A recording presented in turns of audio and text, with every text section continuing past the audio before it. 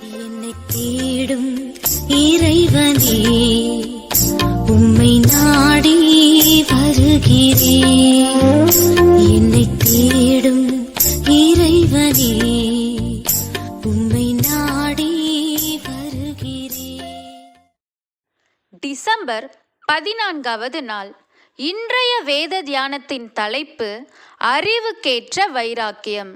வாசிக்க வேண்டிய திருமறை பகுதி ரோமர் 10ஆம் அதிகாரம் முதல் 12 வசனங்கள் முடிய. அவர்கள் இஸ்ரவேலர் தேவ நீதியை அறியாமல் தங்கள் சுய நீதியை நிலைநிறுத்த தேடுகிறபடியால் தேவ நீதிக்கு கீழ்ப்படியாதிருக்கிறார்கள். ரோமர் 10ஆம் அதிகாரம் 3ஆம் வசனம். அறிவுக்கேற்ற வைராக்கியம். வைராக்கியம் என்பது வைரம் போன்று உறுதியாய் நம்பிக்கை கொண்டிருப்பது. இது சில நல்ல காரியங்களுக்கு, அதாவது சத்தியத்தின் மீது நாம் வைத்திருக்கும் விசுவாசத்திற்கு அதிக அவசியமாகும்.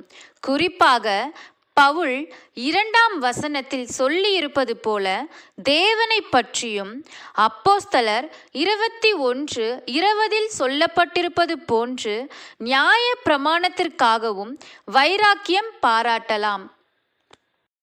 ஆனால் தேவனை பற்றி வைராக்கியம் பாராட்டும் யூதர்கள் தேவ நீதியை ஏற்றுக்கொள்ளாததால் அந்த வைராக்கியத்தை பவுல் அறிவுக்கேற்ற வைராக்கியம் அல்ல என்று தள்ளிவிடுகிறார்.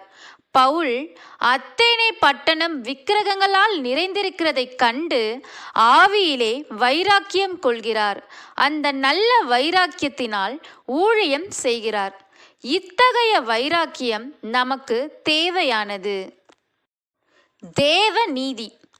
பவுல் சுயநீதி, தேவநீதி என்று இருவகை ஆன்மீகம் தொடர்பான நீதிகளை குறித்து சொல்கிறார்.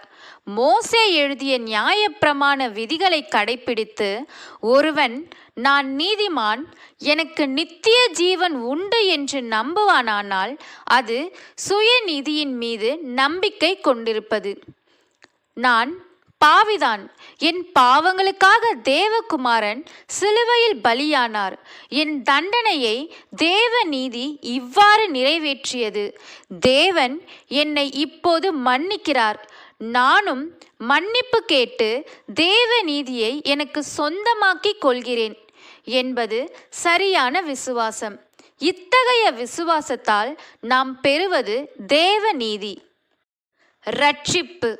9 மற்றும் 10ஆம் வசனங்கள் ரட்சிப்பை குறித்து அழகாக சொல்கின்றன. ரட்சிப்பு நிறைவேற 2 காரியங்கள் வற்புறுத்தப்படுகின்றன.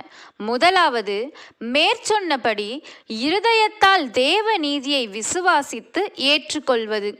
இரண்டாவது, கர்த்தராகிய இயேசுவை நாம் ஏற்றுக்கொண்டிருக்கிறோம் என்பதை வாயினால் அறிக்கையிட்டு ஞான ஸ்நானம் பெறுவது. இப்படி ரட்சிக்கப்படுகிறவர்கள் யாரானாலும் சரி, யூதரோ கிரேக்கரோ தலித்தோ யாரானாலும் நிச்சயமாய் நித்திய ஜீவனை பெறுவார்கள். எனவே கர்த்தராகிய இயேசு கிறிஸ்துவை முற்றிலுமாய் புரிந்து கொண்டு அவர் சிலுவையில் தேவநீதியை சம்பாதித்து நம்மை ரட்சித்தார் என்பதை புரிந்து கொண்டு தொழுது கொள்வோம், ரட்சிக்கப்படுவோம்.